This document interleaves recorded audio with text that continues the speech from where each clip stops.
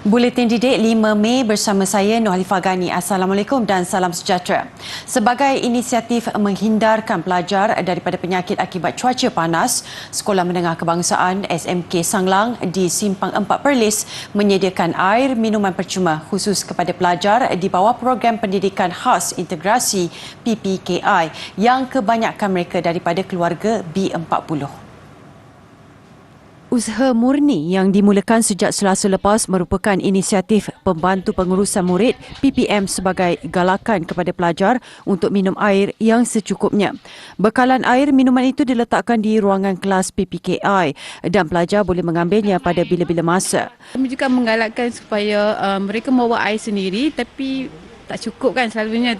Sebab itulah kami mengambil inisiatif ni untuk supaya murid-murid ni selalu minum air, supaya mereka tak kena strok apa. Berselang waktu pembelajaran, pelajar digalakkan untuk keluar minum air kosong bagi menggalakkan badan dehidrasi ketika cuaca panas. Semenjak panas ni lah, waktu panas ni. Ni so pasal minum air banyak-banyak, takut hari panas. Minum air banyak-banyak. Tak kena apa dah, seruk haba. Bagus cikgu buat macam ni, bagus. Tak bau. Asal dia memang minum sini je. Minum sini je. SMK Sanglang mempunyai 56 pelajar PPKI. Kebanyakan mereka terlibat dengan projek tanaman dan pembuatan baja kompos. Namun ketika cuaca panas kini, pembelajaran di luar kelas digantikan dengan aktiviti di dalam bilik darjah. 8 negeri disenaraikan mudah dipengaruhi fenomena El Nino yang menyebabkan cuaca kering dan panas melampau. Suruhanjaya Perkhidmatan Air Negara SPAN menyenaraikan negeri Perlis, Kedah, Perak, Selangor, Melaka. Negeri Sembilan, Pahang dan Johor terkesan berdasarkan pengalaman kejadian El Nino pada tahun 2015-2016. SPAN dalam kenyataannya memaklumkan laporan dari Jabatan Meteorologi Malaysia menjangkakan berlakunya El Nino sekitar 57% pada bulan Jun hingga September. Keadaan itu dijangka meningkat kepada 62% pada September sehingga November. El Nino berlaku akibat peningkatan suhu lautan Pasifik secara mendadak sekaligus akan mengakibatkan perubahan kepada sistem iklim, terutamanya peningkatan suhu di permukaan dan pengurangan jumlah taburan hujan di Malaysia. SPAN juga meminta semua pengendali operator air menyediakan pelan persediaan bagi menghantar lori tangki ke kawasan yang dijangkakan mengalami gangguan bekalan air. Selain itu, mereka juga boleh menempatkan tangki-tangki statik di kawasan kritikal yang dikenal pasti menghadapi kekurangan bekalan air semasa kemarau dan waktu puncak. Operator air juga diminta untuk bersiap siaga dengan jentera, kenderaan, alat kelengkapan dan tenaga kerja untuk menjalankan kerja-kerja pembaikan dengan seberapa segera sekiranya berlaku kerosakan di loji atau insiden paip pecah. SPAN turut mengingatkan operator air untuk bekerjasama dengan mana-mana agensi di peringkat persekutuan dan negeri bagi menjamin keselamatan sumber bekalan air mentah dari segi pencegahan pencemaran sumber air dan memastikan kecukupan bekalan dan tekanan air bagi tujuan pemadaman kebakaran.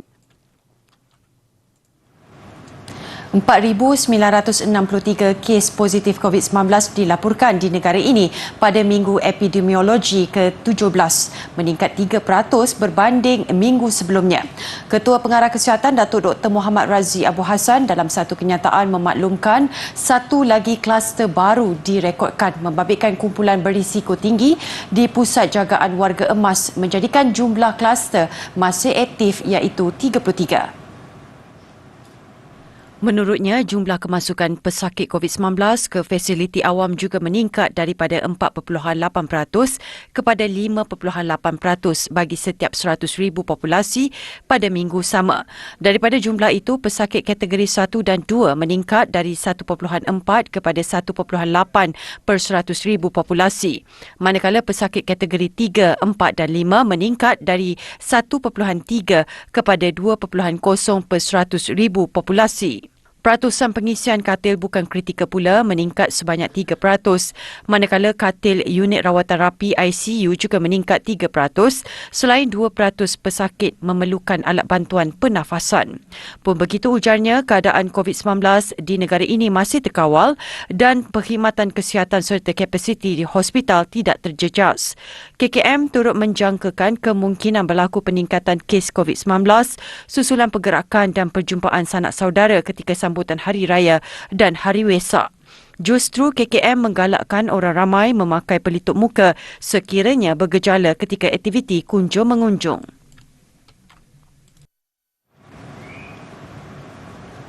Kerajaan bersetuju menyalurkan peruntukan RM3 juta kepada Bulan Sabit Merah Malaysia BSMM.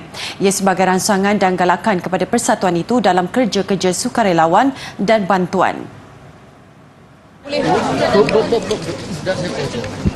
Dan saya beritahu tadi 1 juta dari NATMA untuk kegiatan-kegiatan, 1 juta dari Kementerian Moneter finansi sebut, dan 1 juta itu saya tambah untuk pengurusan pejabat dan negeri supaya lebih cekap.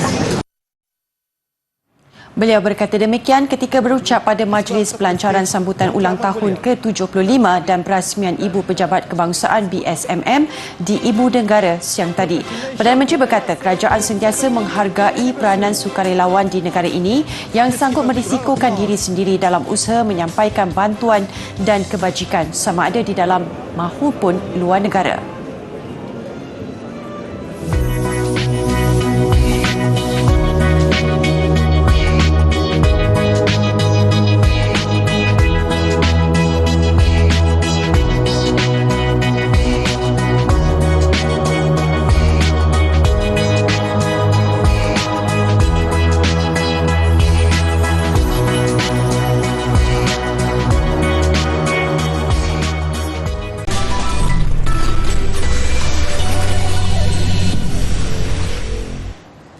Unit Transformasi Masyarakat India Malaysia Mitra mengumumkan 3 inisiatif bagi membantu meringankan beban ibu bapa dan pesakit kronik buah pinggang dalam kalangan masyarakat India kategori B40. Antaranya program subsidi bantuan pengajian ijazah sarjana muda bagi pelajar India kategori B40 di Universiti Awam dengan peruntukan RM20 juta. Untuk tahun 1 mereka sudah mempunyai banyak bantuan sudah. So kita bagi untuk tahun kedua, ketiga dan tahun akhir final year lah. Kita akan subsidize bantuan mereka RM2,000 bagi 10,000 pelajar. Permohonan dibuka mulai Isnin ini dan boleh dibuat dalam talian di laman sesawan rasmi Mitra. Turut diumumkan subsidi bernilai RM200 sebulan selama setahun bagi program subsidi pendidikan awal tadika swasta Tamil yang berdaftar di bawah Kementerian Pendidikan yang bakal memanfaatkan 4,500 kanak-kanak. Selain itu, Mitra memperuntukkan RM8.64 juta bagi program subsidi bantuan dialisis disasarkan kepada 900 pesakit kronik buah pinggang dengan bantuan RM200 bagi satu sesi dialisis setiap minggu. Pembinaan Universiti Pendidikan Sultan Idris UPSI cawangan Teluk Intan bakal diteruskan selepas terbengkalai sejak 2017. Menurut Menteri Pembangunan Kerajaan Tempatan Ngah Koming, status kampus itu sebelum ini menimbulkan tanda tanya penduduk apabila tapak projek di Batu Empat, Cangkat Jong sudah ditinggalkan dan dinaiki semak yang tebal. Beliau yang ditemui di Majlis Rumah Terbuka Aidilfitri Daerah Hilir Perak di Dewan Bandaran berkata pertemuan dengan Menteri Pengajian Tinggi Datuk Seri Muhammad Khalid Nordin telah diadakan bagi membincangkan usaha meneruskan pembinaan kampus tersebut. Persetujuan telah dicapai oleh kedua-dua pihak dengan peruntukan sebanyak RM130 juta dengan tender terbuka bermula bulan ini. Beliau yang juga ahli Parlimen Teluk Intan berkata ia merupakan bukti komitmen kerajaan perpaduan bagi memberi khidmat bakti terbaik kepada rakyat di Teluk Intan tanpa mengira agama, kaum dan fahaman politik. Dalam pada itu, projek pembinaan kampus UPSI di atas tapak seluas 32 hektar itu merupakan projek rancangan Malaysia ke-10 yang dirancang pada tahun 2011. Gelombang Korea atau dikenali sebagai Hallyu Wave terus mendapat tempat di negara ini. Tidak kira sama ada drama, filem, pakaian atau fashion, pasti ada peminatnya di Malaysia. Bagi meraikannya, satu pameran kolaborasi diadakan baru-baru ini selari dengan ulang tahun ke-40 Dasar Pandang ke Timur bersama Republik Korea. Winter Sonata, Coffee Prince dan Secret Garden antara drama bersiri Korea yang sangat popular sekitar tahun 2003. Ia sekaligus mencetuskan fenomena gelombang Korea di Malaysia. Kini sudah 2 dekad pengaruh budaya negara itu menjadi trend hinggakan pameran karya pelukis Korea turut menjadi ikutan. Antaranya karya pelukis terkemuka Korea Jin Yong-sun. Tokoh ini antara pemenang Anugerah Bakat Muda sezaman 2021 yang pernah diiktiraf dan mendapat perhatian. In my view, many factors account for the brilliant success of Hallyu in Malaysia. The 4 decades of successful cooperation through Look East policy is one of them.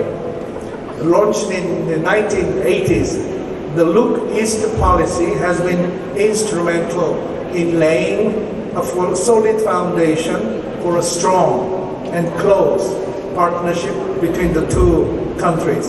Beliau antara tetamu yang hadir bersama Ketua Setiausaha Kementerian Pelancongan, Seni dan Budaya Malaysia, Datuk Saraya Arbi. Bertempat di Balai Seni Negara, pameran ini turut dibuka kepada umum. Bagi pengunjung, mereka teruja melihat kepelbagaian budaya dalam seni lukis yang dipamerkan. Oh, saya amat teruja lah actually sebab as we all know dah lama kan Korean punya wave dekat Malaysia, so I really excited to came here actually for today. Sekarang kita nak pergi Korea pun tak mampu nak tengok seni dia orang. Bila dia orang buat dekat sini exhibition, alhamdulillah kita dapat melihat bagaimana dia orang punya style. Apapun kehangatan gelombang Korea jelas mempengaruhi golongan remaja di negara ini yang semakin fasih bertutur dalam bahasa kebangsaan negara berkenaan.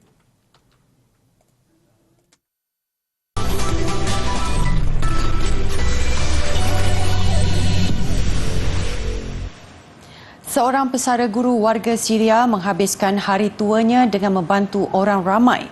Ia dilakukan melalui persatuan yang ditubuhkan beliau bersama rakan-rakannya kira-kira 20 tahun lalu. Menurut Ghazaleh Jamarani, 72 tahun, keadaan tidak semudah disangka berikutan masalah ekonomi di Syria ketika ini. Ia menyebabkan sumbangan kepada persatuan yang diasaskan mereka menurun, sedangkan jumlah mereka yang memerlukan bantuan meningkat antara 40 hingga 50%. Keadaan semakin ketara apabila nilai mata wang Syria jatuh hingga menyebabkan harga barangan naik melambung. Tambah Ghazaleh, mereka akur dengan keadaan itu. Kerana itu, mereka hanya mampu melakukan aktiviti berdasarkan kemampuan persatuan mereka, antaranya menyediakan kelas persendirian kepada pelajar sekolah tinggi daripada keluarga miskin, membekalkan makanan kepada mereka yang memerlukan dan menyediakan peluang pekerjaan.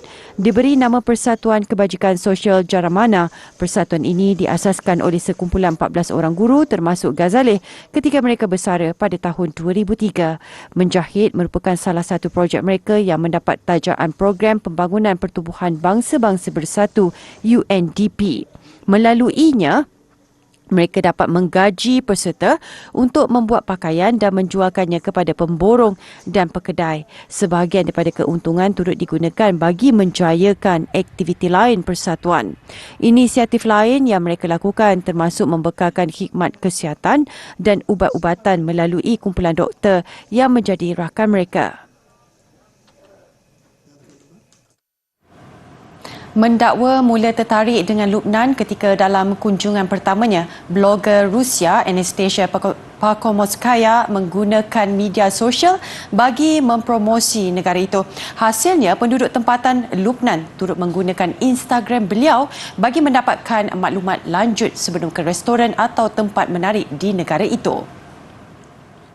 Menurut Pakomovskaya, 28 tahun, dia memberi penilaian kepada hampir semua perkara mengenai Lubnan. Yeah, I basically rate everything. I rate the food, the service, the ambience, the interior, the location. I focus on a lot of details of every dish, what I liked, what could be improved. Pakomovskaya kerap memuat naik sesuatu tempat yang dilawatinya di Lubnan kepada lebih 150,000 pengikutnya. Hasilnya, banyak pemilik restoran dan rumah tumpangan turut meminta beliau memberi penilaian ke atas perkhidmatan mereka. Menurut Pakomovskaya, walaupun beliau sudah melawat lebih 50 buah negara, Lubnan masih pilihan utamanya. Antara sebab itu, sejak tahun 2019, Pakomovskaya memilih menetap di Lubnan. Beliau berharap Lubnan dan keadaan ekonominya akan kembali pulih. Tambah Pakomovskaya, beliau gembira kerana dapat mengetengahkan sektor hospitality Lubnan. Beliau sudah bertunang dengan seorang pemuda dari Arab Saudi. Pelbagai bunga dari seluruh pelosok United Kingdom akan digunakan pada Hari Pertabalan Raja Charles III esok. Atas perintah baginda, tiada bunga plastik dibenarkan. Semua bunga yang digunakan perlu mampan. Ia membabitkan campuran daripada bunga asal dari United Kingdom serta bunga liar. Bunga yang mesti ada termasuk bunga daffodilium yang menjadi kegemaran baginda serta bunga matahari Britain. Mengikut laporan, Raja Charles sendiri turut menanam bunga daffodilium di kediaman baginda di Highgrove House. Seluruh kawasan di Chapter House di Westminster Abbey, tempat acara itu diadakan juga sudah dihias dengan bunga. Pertabalan itu dikatakan berasal sejak 1000 tahun lalu dan adalah yang terbesar pernah diadakan sejak pertabalan bonda Raja Charles, Ratu Elizabeth pada tahun 1953.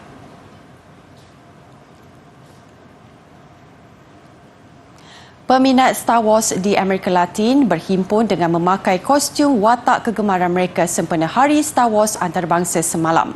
Bagi meraihkan Hari Space Saga itu, mereka melaungkan atau menulis ucapan di Twitter, "May the 4th be you." Di Festival Komik 5, peminat Star Wars seronok berkumpul dan memperagakan pakaian masing-masing bagi meraihkan filem terkenal George Lucas itu. Mereka juga tidak melepaskan peluang untuk bergambar bersama pemain cosplay lain. Di La Paz, ibu negara Bolivia, peminat berkumpul di panggung wayang sinematik untuk sama-sama menonton kesemua filem Star Wars dan menyaksikan pertarungan pedang cahaya. Soy fanática desde que tengo memoria, desde que soy pequeña y mi papá me ha inculcado ¿no? lo que es este fanatismo de Star Wars y hasta el día de hoy lo sigo tal vez expresando con más intensidad y en lo personal yo creo que es, este personaje siento que es muy lindo, me atrae demasiado y toda su personalidad. Manakala di Caracas, Venezuela, peminat watak Putri Leia dan Darth Vader bergambar sambil menikmati pertunjukan cosplay. Presento a la princesa Leia obviamente y creo que es muy importante celebrar estos días porque así puedes conocer a más gente de la comunidad de Star Wars. Yo siento que la comunidad de Star Wars ya de por sí es grande, pero yo no conocía a ninguna de las personas aquí, siento que ahora tengo más amigos y pude compartir más con mis familiares, tanto mi novio como mi suegra están aquí haciendo cosplay, así que me parece que es muy divertido. Tanggal 4 Mei dipilih sebagai Hari Star Wars antarabangsa berdasarkan slogan filem tersebut iaitu May the Force be with you, yang bermaksud semoga kekuatan bersamamu.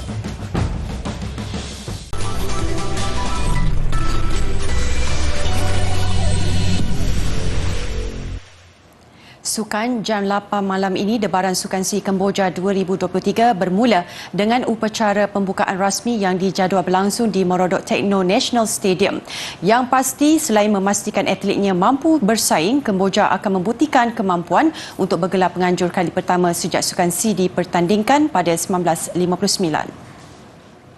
Berkapasiti 75,000 penonton, Morodok Techno National Stadium yang dibuka secara rasmi pada Ogos 2021 bakal menampilkan kemampuan Kemboja bergelar penganjur pada Tamasya Dwi tahunan yang berlangsung sehingga 17 Mei ini. 11 negara Asia Tenggara membabitkan 6,210 atlet sudah mula berkampung di Phnom Penh. Mereka akan bersaing dalam 584 acara yang membabitkan 36 jenis sukan dan Malaysia akan mengambil bahagian dalam 34 sukan. Mengikut pecahan atlet, seperti biasa Tuan Rumah menampilkan atlet paling ramai iaitu 896 atlet, diikuti Filipina, Thailand, Vietnam, Malaysia, Indonesia, Laos dan Singapura. Esok pula bermulalah hari yang sibuk buat kontijen negara bagi hari pertama saingan rasmi. Sebanyak 49 pingat emas ditawarkan dari 15 jenis sukan dan dijangkakan akan turut mewarnai carta pingat Malaysia. Antara yang menjadi tumpuan acara renang dan olahraga selain karate dan acara individu basikal bukit.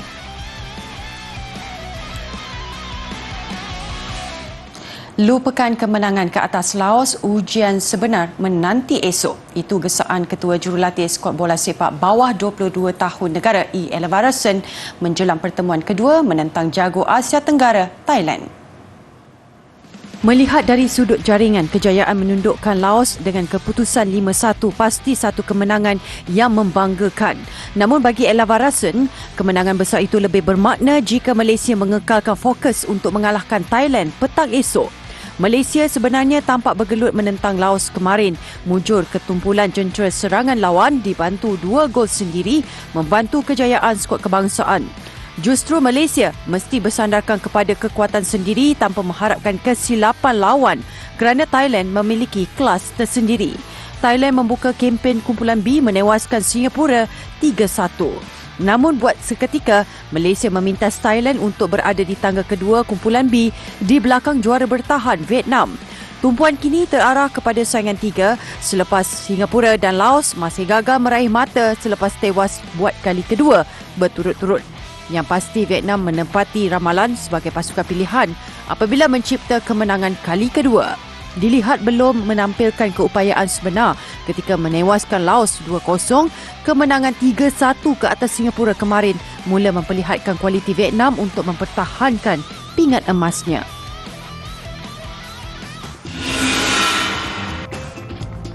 Sementara itu, pada aksi kumpulan A, Timor Leste mencipta kejutan apabila menewaskan pemenang pingat gangsa edisi lalu, Filipina. Timor Leste mula mendapat keyakinan apabila membuka jaringan pada minit ke-15 menerusi Mauzinho. 12 minit kemudian, kelebihan terus berpihak Timor Leste apabila Filipina kekurangan pemain selepas Dennis Chong dibuang padang. Kesempatan tidak dipersia-siakan Timor Leste dengan menghasilkan 2 lagi gol. Masing-masing menerusi Luis Figo Rivero pada minit ke-54 dan jaringan minit-minit akhir perlawanan hasil percubaan Elias Mesquita.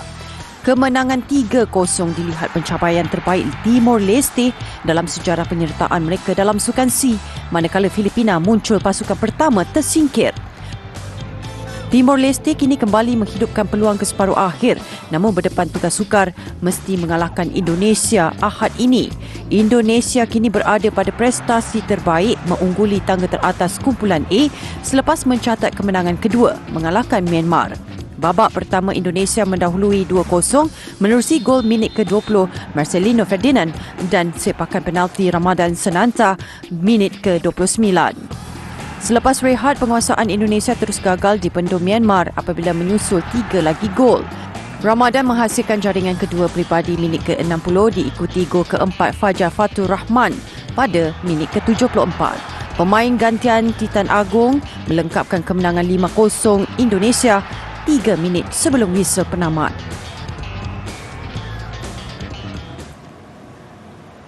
Pemandangan sekitar Big Ben London yang diterangi lampu berwarna-warni menjelang pertabalan Raja Charles III hujung minggu ini mengakhiri buletin didik. Saya Nur Alifah Ghani, salam hormat dan kita jumpa lagi.